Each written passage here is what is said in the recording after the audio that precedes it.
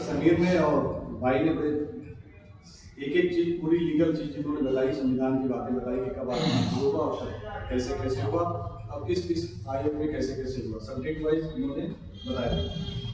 देखिए आज विषय है ईडब्ल्यूएस प्रकरण को लेकर के कि हम यहाँ आए ईडब्ल्यूएस प्रकरण कोई नया नहीं है और आप इससे भी अपरिचित नहीं है कि जितने बहुत ऐसे छात्र छात्राएं, चाहे आप दिल्ली चले जाइए, चाहे आप महाराष्ट्र चले जाइए, किसी भी देश के किसी कोने में चले जाइए, सब छात्र छात्राएं परेशान। जैसे आप अपनी नौकरी के लिए परेशान हो, घर कोई दिक्कत होती है उसके लिए परेशान होते हो, कोई बिजनेस नहीं होता उसके लिए परेशान होते, परिवार में कोई दिक्कत है उसके लिए परेशान होते, जो बेचैन होते हैं उस तरह से स्टूडेंट की भावनाओं को आप समझो, वो बहुत बेचैन है, बहुत परेशान है। हमारे आप लिए कह देना या समझ लेना ईडब्ल्यूएस उस पर मत जाना, नहीं जाना आप ईडब्ल्यूएस की गहराई को समझो। ये जो इकोनॉमिकल वीकर सेक्शन है, इसके अंदर जो छल होगा, जो पाप है, उसको समझने की कि किसने किया। 12 जनवरी 2019 को जब आपको 10% रिजर्वेशन मिला, उसके पहले पीछे थोड़ा सा मैं लेके जाता हूँ। डिटेल तो डॉक्टर सभी ने बहुत सारा बात बताया, मैं मेन मुद्दे बात करूँ। 12 जनवरी 2019 को मोदी ने क्यों किया? क्योंकि इसके पहले ये 10% रिजर्वेशन को लेकर के केवल एक पॉलिटिकल नेता के मैं नाम ले लेता हूँ, मायावती, जिसने कहा कि सवर्णों को रिजर्वेशन मिलना चाहिए। फिर पॉलिटिकल पूरी इंडिया में जितनी भी पॉलिटिकल पार्टी है, केवल उसी महिला ने अपने जुबान से बोला। हमारे सवर्ण समाज के नेता बोलते नहीं, लेकिन अन्य पॉलिटिकल पार्टियों को मायावती ने कई बार इसका चर्चा किया कि सवर्णों को भी मिलना चाहिए। इसके अलावा किसी ने नाम नहीं लिया। अब जब इस बात चर्चा चली तो सुखदेव सिंह मेरी जो हमारे राष्ट्रीय अध्यक्ष जिनकी हत्या हो गई, आप सभी को पता है, उनके नेतृत्व में तमाम संगठन में बात करूंगा, सब समाज के सब समाज में सफल समाज के जितने भी संगठन थे, सबने मिलकर एक आंदोलन का निर्णय लिया और एक बड़ा आंदोलन हुआ। और सबसे बड़ा जो आंदोलन हुआ वो भोपाल में लोग उत्तर प्रदेश में भी कर रहे थे, कहीं जैसे कि आप डॉक्टर सलीम जैसे भाई हैं, भैया जैसे लोग हैं, तो अपने अपने स्तर से जो लोग संगठन में नहीं भी हैं, उन सभी ने इस चीज का सपोर्ट किया। और उसके बाद निर्णय लिया गया सर कि भाई ये 10 हमको रिजर्वेशन दो। तो रिजर्वेशन की बात जब एक प्रस्ताव आगे तक गया तो कोई सुनने को तैयार नहीं। वही बात है, जब तक बच्चा चिल्लाएगा मां दूध पिलाएगी। तो उस ऐसे स्थिति में निर्णय ये लिया गया कि हम करें तो करें क्या करें। इस सरकार सुनने को तैयार नहीं। चुनाव हाउस में 2018-17 के बीच में राजस्थान, मध्य प्रदेश, छत्तीसगढ़ का चुनाव, एक बैठक हुई भोपाल के अंदर, 10 लाख से ज्यादा की भीड़ हुई। उसमें निर्णय लिया गया सीधे संगठन में जो 2 नंबर के नेता हैं इस भारतीय जनता पार्टी के, उन लोगों ने इनसे संपर्क किया कि बताओ क्या चाहते हो, कैसी बात है। उन्होंने कहा कुछ चाहते हो कुछ नहीं, हम उनको टिकट पर कुछ नहीं चाहिए, ये रिजर्वेशन चाहिए। उन लोगों ने इग्नोर किया। फिर निर्णय लिया गया कि अब इनको हमको हराना है, इन 3 स्टेट में हमको मेहनत करनी है, इनको सबक सिखाना होगा, सबक नहीं सिखाएंगे तो इनको रिजर्वेशन नहीं देंगे। फिर निर्णय हुआ कि हम नोटा का प्रयोग करेंगे। नोटा, हमने किसी को जिताएंगे नहीं, किसी को हराएंगे, नोटा का प्रयोग करेंगे। आप यकीन मानिए कि उस 2017-18 में जो चुनाव हुआ तो छत्तीसगढ़, मध्य प्रदेश, राजस्थान में सबसे ज्यादा नोटा का प्रयोग किया गया। नोटा का प्रयोग करने से 3 स्टेट में सरकार चली। ये आपने सब, आप तो भैया मीडिया में है, भैया वरिष्ठ है, मैं कोई हवा वाली बात नहीं करूँ, आप सब पढ़ सकते हैं नोटा के माध्यम से। और सब लोग नोटा लगाया और सरकार भी चली। जब 3 स्टेट में सरकार गई, जब चुनाव हुआ, उसके बाद जब मोदी जी फिर दोबारा जीत करके गए, तो 12 जनवरी 2019 में उनका पहला फैसला था कि सवर्णों को 10% रिजर्वेशन दें। लेकिन इस रिजर्वेशन में उन्होंने एक गेम किया, दिमाग लगाया, गुजराती बुद्धि लगाया। उनको पता है कि सवर्णों में सबसे ज्यादा अगर किसी के पास जमीन जायदाद का मामला तो क्षत्रियों के पास होता है, 5-10 बीघा तो। लेकिन उन्होंने उसका क्राइटेरिया चेंज नहीं किया। जैसे कि डॉक्टर समीर बात करें, क्या बात करें जमीन का कि 5 एकड़ में 8 लाख कैसे इनकम हो सकती है, 2 लाख का नीति आयोग कहती है कि 2 लाख रुपये से ज्यादा नहीं होता। आप बात करें, आप सही बोल। अब 5 एकड़ वही भैया, तो 5 एकड़ 50 एकड़ तो रेत है राजस्थान में, हमारी 5 एकड़ जमीन तो बंजर हो सकती है। कुछ तो क्राइटेरिया बनाओगे कि भाई कौन सी जमीन पैदा होने वाली है, कौन सी जमीन पैदा होता। क्यों तुमने लिख दिया कि 5 एकड़ जमीन, तो 5 एकड़ जमीन बंजर शुद्ध हो तो 1 किलो आलू नहीं पैदा कर पाएंगे। इस सरकार की सोच को देखिए, इसने दिमाग लगाया और कहा कि जिसके पास 5 एकड़ जमीन होगी वो ईडब्ल्यूएस की श्रेणी में नहीं है। जिसके पास 1000 वर्ग फीट में मकान होगा वो ईडब्ल्यूएस की श्रेणी में। रोहित भाई मकान है 3200, 5000, 4000 स्क्वायर फीट मकान है। जिसके पास 8 लाख रुपए की 1 रुपए में इनकम ज्यादा होगी वो ईडब्ल्यूएस की श्रेणी। अब 8 लाख रुपए में देखो क्या है, ओबीसी में अगर आप जाओगे तो ओबीसी में उनका 8 लाख रुपया वहां भी उनको भी रखा गया है। लेकिन उनका जो सेपरेट इनकम है, जैसे कि 8 लाख रुपए डॉक्टर समीर या डॉक्टर आलोक कमा रहे हैं, ये 7,90,000 अगर देते हैं, ITR जमा करते हैं, ये ईडब्ल्यूएस की श्रेणी में आ जाएंगे। लेकिन अगर ये 8 लाख से ऊपर 8 लाख में इनका जोड़ा जाएगा। लेकिन हमारे में क्या है, हम सवर्णों में क्या है कि हमारी माँ हो, हमारे पिता हो, बहन हो, हमारी पत्नी हो, बेटी हो, या फिर पूरे परिवार की इनकम मतलब आप किसी भी तरह से चक्रव्यूह से बचोगे। आप कितना कम कर दोगे सबका? अगर कोई 2 लाख 3 लाख रुपया भी कमा रहा है पर ईयर, उसका अगर इनकम है तो सबका जोड़ देंगे तो 8 लाख खुल जाएगा। हम कहां तक 7,90,000 7,99,000 तक अपने को डॉट लगाएंगे?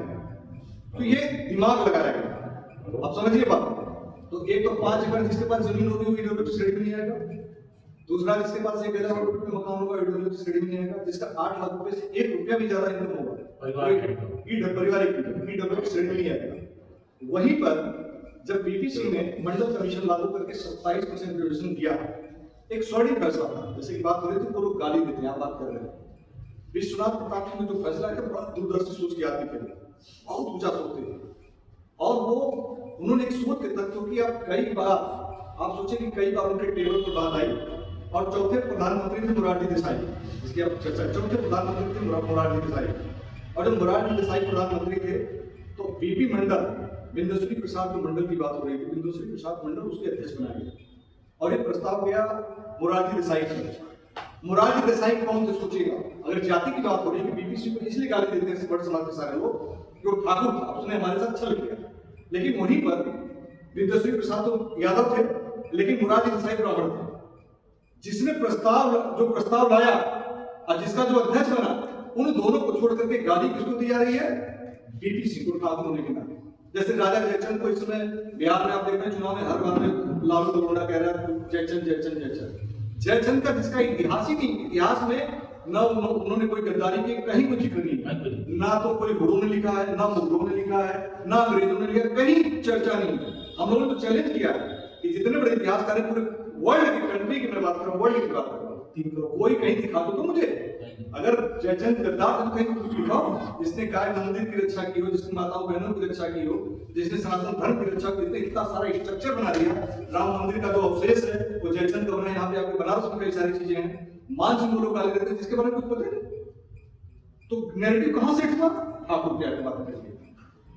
तो आपका शोषण, अगर हम थोड़ा सा पीछे चले जाए रोहित भैया, मान सिंह को गाली देने से जोधा को लेके आते हैं, जबकि जोधा नाम की कोई लड़की नहीं थी। अगर पृथ्वीराज चौहान को आपस में ठाकुर गाली देते हैं तो कहते हैं कि अपने मौसी की लड़की सुनीता से शादी कर दिया। आप उठा करके उस समय से देखो, 10वीं शताब्दी से लेकर के 8वीं शताब्दी से लेकर के 14वीं से लेकर के और 16वीं शताब्दी तक उठा के आप देखोगे तो हर तरीके से शोषण ऐसे होता हुआ है। और जब एक देश आजाद हुआ, लोकतंत्र का स्थापना हुआ, तो बॉलीवुड में सब भांड डाके जिसमें ठाकुर को गद्दार बताना शुरू किया। ये एक दिन की कहानी नहीं है, ये मोटा मोटी लंबी कहानी, एक क्रांति की जरूरत है। ये लगेगा 100 वर्ष। हम बता दें आपको, आप ये मत समझिए कि ईडब्ल्यूएस का मामला या हमारे समाज में जो अत्याचार हो रहा है, भेदभाव हो रहा है, हम सामाजिक रूप से, शैक्षणिक रूप से हर तरीके से पीछे जा रहे हैं।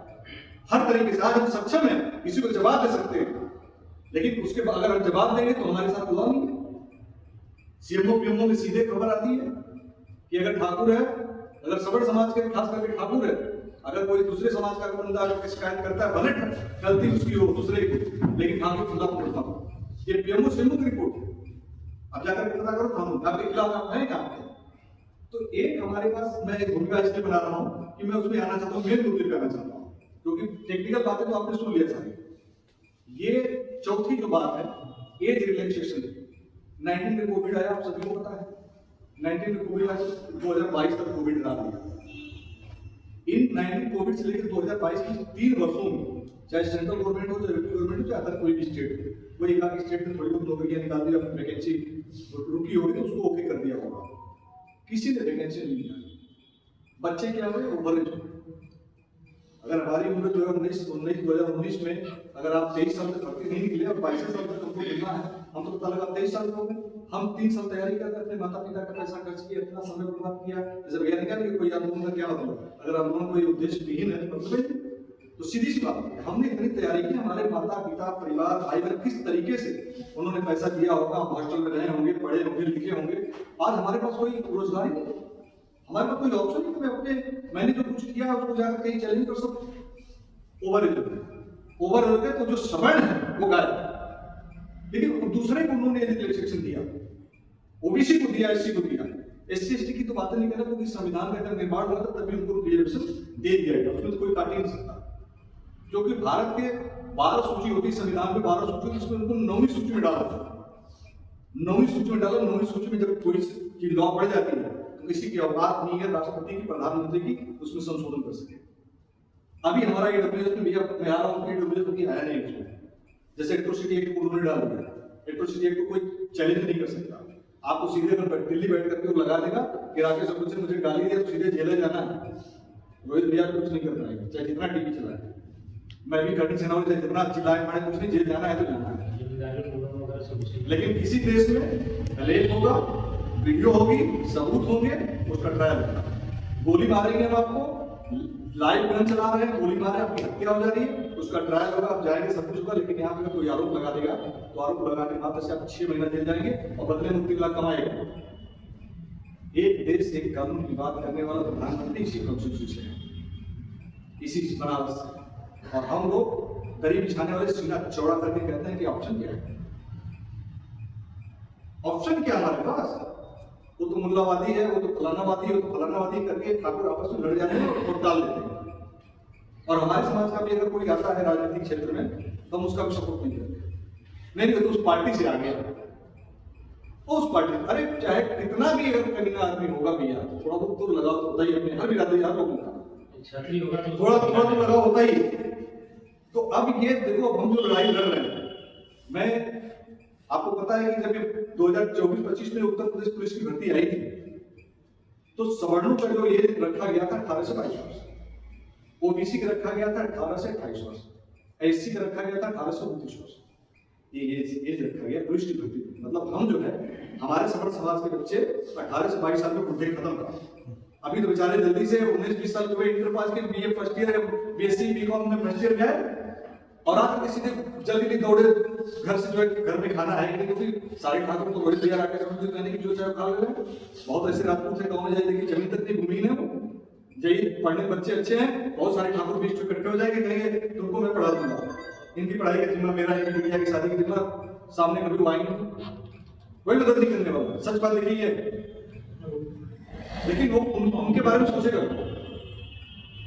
तो कहने का मतलब यह है कि ईडब्ल्यूएस जैसी क्रांति जो है, अगर हम इस पर काम करेंगे और मन से काम करेंगे तो विजय मिलेगी। जैसे कि उत्तर प्रदेश पुलिस की भर्ती में जब हमको लोगों ने कहा, जैसे रोहित भैया ने कहा कि कहाँ जा रहा है, ये बाबा का बुलडोजर वाली सरकार है, सुनेगी, उनको बुलाएंगे। और आप करणी सेना ऑलरेडी वहां पे ब्लैक लिस्टेड है कि करणी सेना का मतलब ठाकुर आएगा तो बाबा की बदनामी होगी, ठाकुरवाद के अंदर पर आरोप लग जाएगा। ये बहुत एक बड़े नेता ने, आरएसएस के नेता ने, बड़े नेता ने मुझसे कहा। हमने कहा भैया ऐसा तुम कुछ करते नहीं, कह नहीं आप कभी जिंदगी में तुम लिख के पत्र मर जाओगे, ये बाबा नहीं बुलाएंगे।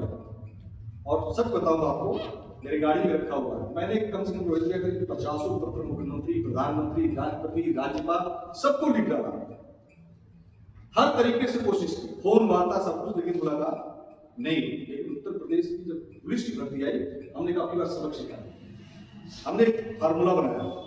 हमने कहा उत्तर प्रदेश में जितने भी जिला अध्यक्ष हैं, लाइव जाए मेडिकल स्टोर पे, वहां पे खून निकालें और खून निकाल करके मुख्यमंत्री को पत्र लिखे, प्रधानमंत्री लाइव पत्र लिखें।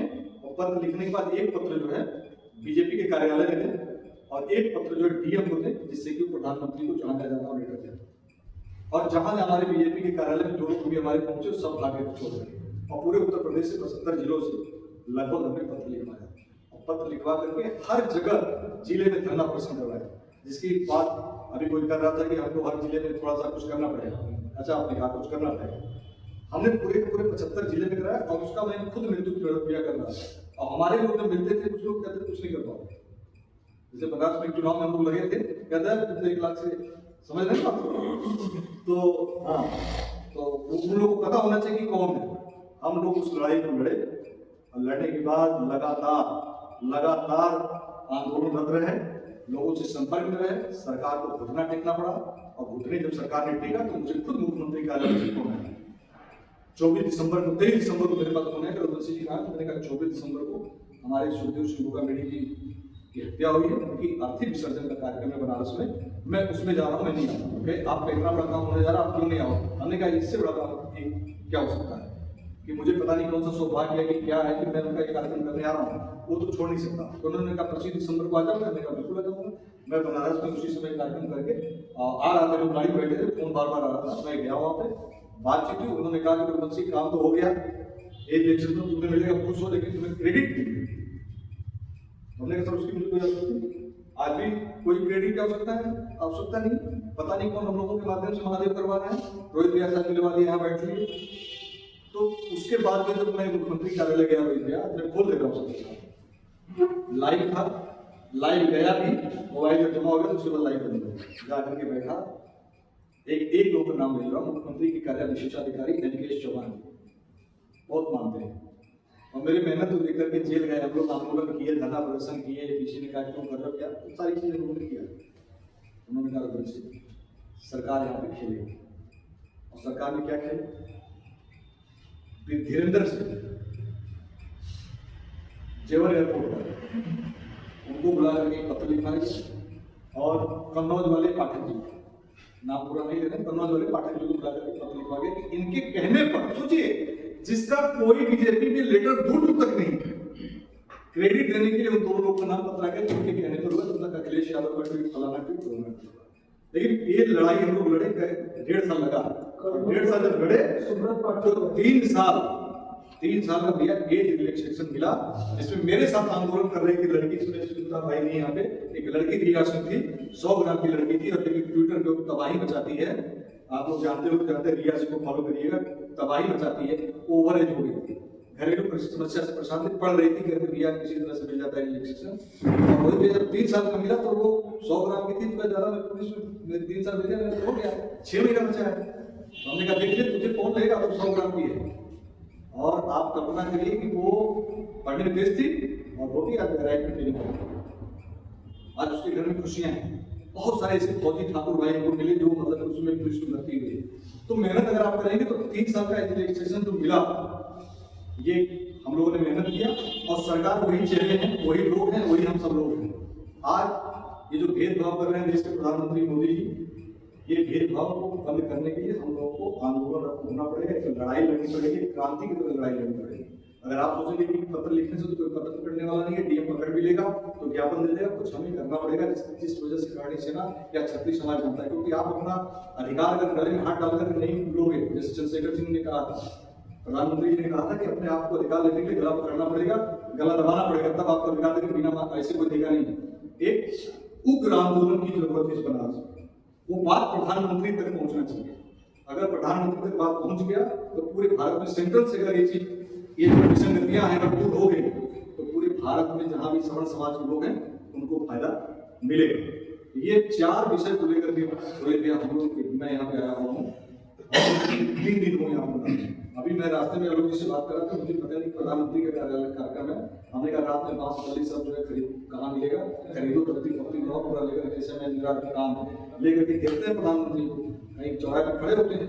अभी डीएम को बैठे बैठे मैसेज कर दिया, तुम आया हमारे प्रधानमंत्री से मिले, कैसे मिलो, अभी मैं लिख चुका हूँ व्हाट्सएप मैंने चेक नहीं किया क्या होता है बताइए यार।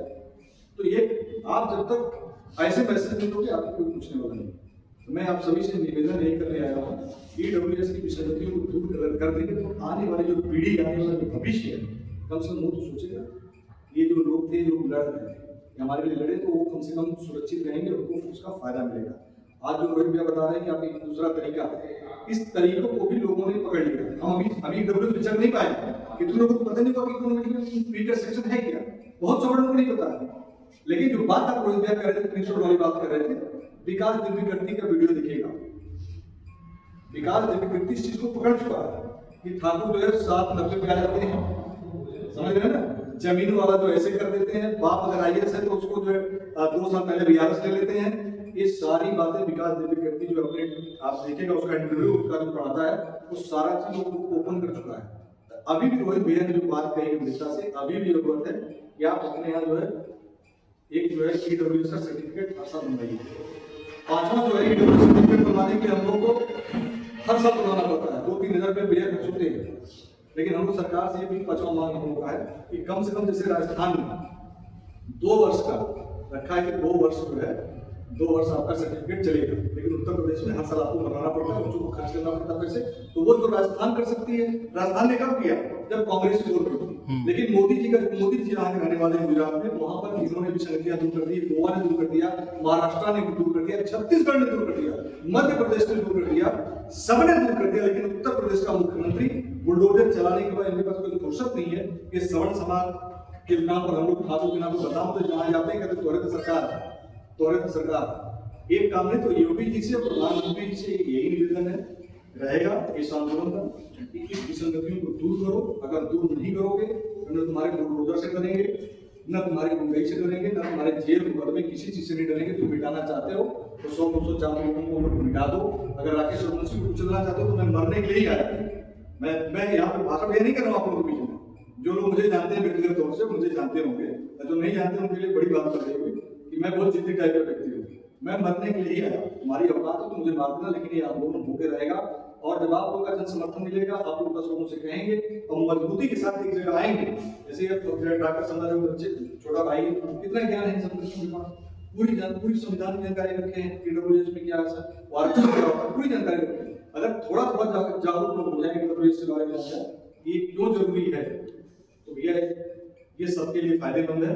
और यहाँ की सभा करने के बाद रोहित भैया हम लोग लगातार 3 दिन कई जिलाध्यक्ष साहब जी हैं, कई जगह लोग सभा करेंगे। डॉक्टर सुनील जी यहाँ पे, हम लोग की पूरी टीम तैयार है, अलर्ट है। और हम हो सकता है कि आज रात में कोशिश करें कि कल अगर नोटिस शाम को आए उसके पहले इनका गिराव करें, कहीं तब्दी बैनर होर्डिंग बना करके इनका गिराव करेंगे। क्योंकि देखो जब मौके पे आदमी है हम उसी को ज्ञापन देंगे ना। ज्ञापन देने के लिए हम अगर बनारस में आंदोलन करेंगे, भैया भीड़ भाड़ में कौन आएगा, डीएम आएगा। अगर बहुत दबाव डालेंगे तो डीएम तो आएगा और लेकर के चला जाएगा, अब फिर चिट्ठी चली जाएगी, कहीं फट फूट जाएगी। लेकिन उसके काम से बात जानी चाहिए कि तुम इस बनारस की कॉन्स्टिट्यूंसी से आप प्रधानमंत्री हो, आप बहुत अच्छा काम कर रहे हो, चाहे सिंदूर ऑपरेशन चलाओ, चाहे जो भी कुछ करो, चलो ठीक है हम लोग साथ में हैं। लेकिन हमारा वोट नहीं चाहिए सीना चौड़ा करके। लेकिन जब हमारे साथ हमारे हक और अधिकार की बात है तो हमारे साथ छल करते हो, भेदभाव करते हो, ये बात सबको जानना है। और रही बात पंचायत वाले की, पंचायत को भी हम लोगों को मिलना चाहिए, वो भी एक जगह पे पॉइंट सही है। और 10% की जगह तो 15% की आप बात कर रहे थे कि 5% नहीं मानना चाहिए, बहुत नहीं। आप जैसे प्राइवेट में नौकरी करने जाओगे ना तो आपको कंपनी कहेगी ये तुम्हारा साल का टर्नओवर है, तो आप लोगों सर पिछले बार तो 40 लाख हुआ था, अब इकट्ठे 60 लाख बढ़ा दिए।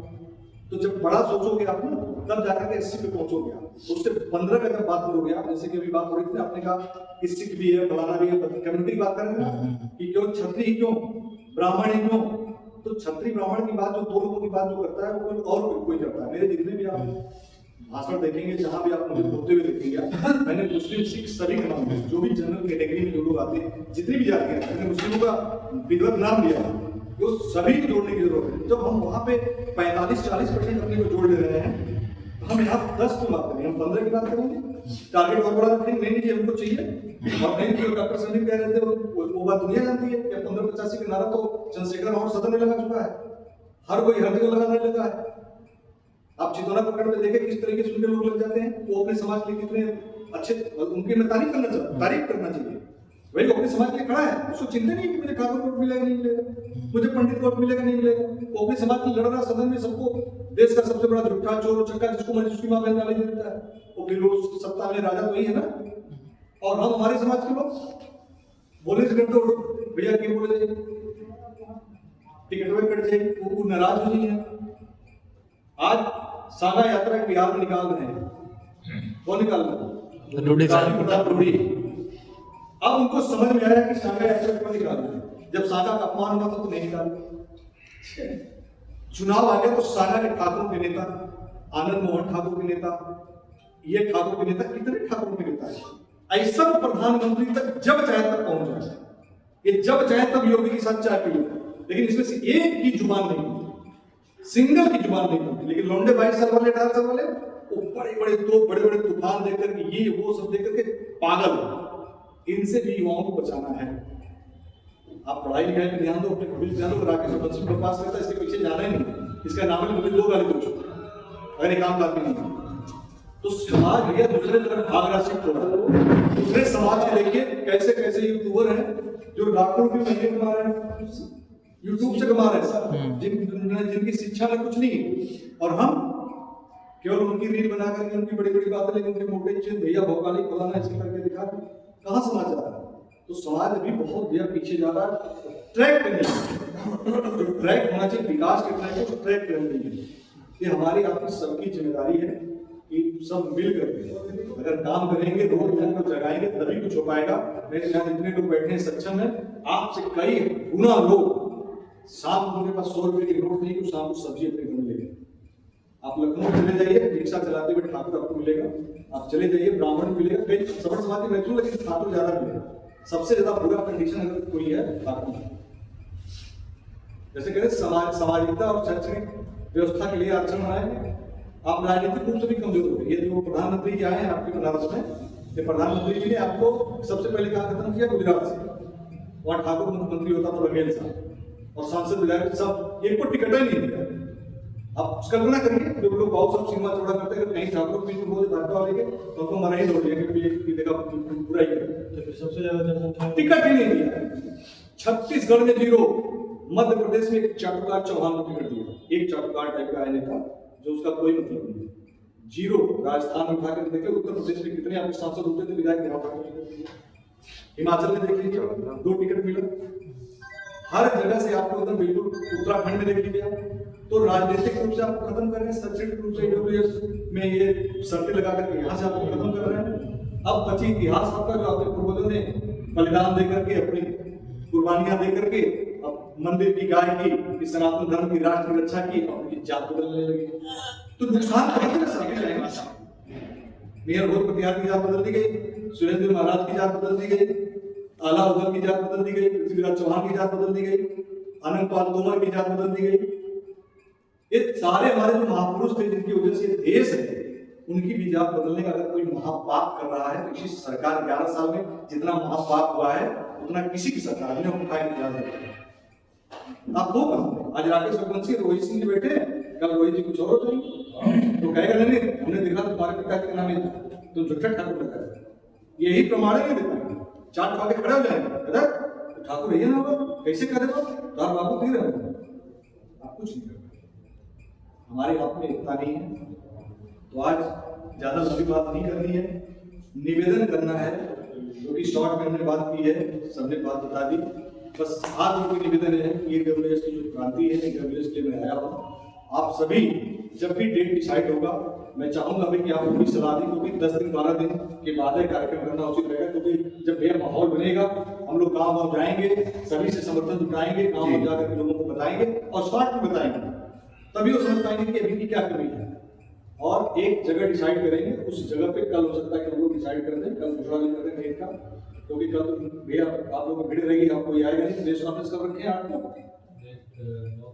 9 को प्रेस कॉन्फ्रेंस, क्योंकि भीड़ भाड़ रहेगी तो कोई आएगा नहीं। एक पूरा प्रेस कॉन्फ्रेंस 8 को सब लोग खजुराहो जाएगा, सारे पत्रकार। अच्छा खजुराते हैं, तो 9 को प्रेस कॉन्फ्रेंस हम लोग एक कहीं जगह पे रख लेते हैं। उस दिन हम लोग दूसरा करेंगे, आप सभी से सलाह लेकर कि हम आंदोलन कहाँ से हमारी शुरुआत होगी, और अगर हमारे प्रशासन ऐसा करता है तो हम कहाँ बैठेंगे और इसको लंबा कब तक चलाएंगे। गंगा पुत्र भगीरथ जी हमारे गंगा जी बुलाए, भीष्म पितामह उनके पुत्र थे। अब एक मोदी जी हैं इस कलयुग में, और मोदी जी चल करके हम लोग वहाँ पे हम लोगों ने प्लान बना रखा है कि हम लोग ये चलेंगे, चल करके जो है बाबा विश्वनाथ के मंदिर के बगल में गंगा जी में चलेंगे, लुंडा लेकर के और जल देंगे, तो चल लेकर तुम्हारा जो पुत्र है ये कहता है एक देश एक देश और एक वो क्या बोलते हैं, एक कानून एक देश की बात करता है, और ये सवर्णों के साथ इस तरह का भेदभाव करता है। अपने पुत्र को समझाओ, बुद्धि तो सद्बुद्धि तो उसके लिए प्रार्थना करेंगे तरह तरह के तरीके से, लेकिन अक्सर बनारस में ये करना है। और बनारस को हमको सलाह सभी ने इसलिए दिया कि वहाँ बाबा भी सुनता होता रहेगा। ये बनारस में अगर छोटी सी बात होती है तो क्यों कोई नोट जाता है, ये बहुत संवेदनशील जगह है। तो यहाँ से अगर हम लोग एक बार अपनी ताकत दिखा देते हैं, एक दिन घर से निकल जाएंगे डॉक्टर सिंह, तभी लोग एक दिन घर से निकल जाएंगे ताकत के साथ, मजबूती के साथ, और इसका बिना चिंता किए कि लाठी चलेगी डंडा चलेगी, और मैं अगर साथ में तो ध्यान रखिएगा कि गोली भी चलेगी तो मुझे चलेगी, लाठी भी लगेगा तो मुझे भी लगेगा, कोई दिक्कत नहीं। लेकिन जितना भी हमने आंदोलन किया, अनगिनत आंदोलन किया, विधानसभा के सामने घेरा, 250 जेल भी गए, हमें डर किसी से नहीं। मैं जानता हूँ इतना, मुझे इतना पता है मैं इसी चंदौली बनारस का रहने वाला हूँ। मुझे इतना पता है कि महादेव ने सब निर्धारित कर रखा है। अगर मेरी मौत जिस दिन आनी होगी उसी दिन आएगी, कोई नहीं बचा सकता मुझे, कुछ भी नहीं बचा सकता। आज यहाँ मैं बोल रहा हूँ तो महादेव की इच्छा से ही बोल रहा हूँ, अगर उनकी इच्छा ना होती तो आज यहाँ नहीं होता। तो आज हम सब इकट्ठे हुए तो कोई न कोई ये करा रहा है लोगों से, महादेव ही करा रहा है, कोई न कोई करा रहा है कि ये काम आप ही करो। तो ये अच्छा हम लोग को अवसर मिला है कि इस